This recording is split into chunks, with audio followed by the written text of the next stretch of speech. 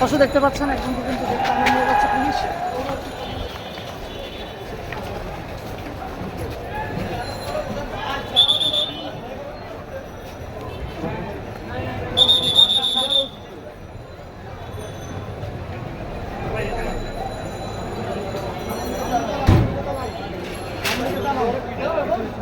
অনেকে তাকে কিন্তু আওয়ামী লীগের দালাল বলছেন এবং এমনটি কিন্তু জানতে পারা যাচ্ছে।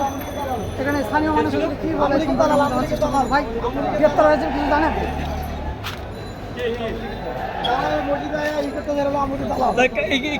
আগের খতিব যে নামাজ পড়তে আইছে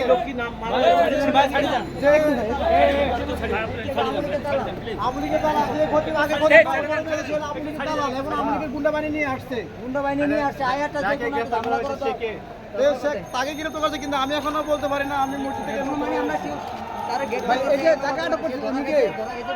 আমরা আমি এখন সঠিক বলতে পারি না কিন্তু আগের প্রতি লোকজন নিয়ে আসছে আওয়ামী লীগের গুন্ডা বাহিনী নিয়ে আসছে এবং মুসলিমদেরকে মারার জন্য এবং অনেক মুসলিমদেরকে আহত করা হয়েছে অনেক মুসলিমদেরকে ক্ষতি করা হয়েছে যাকে ধরছে কি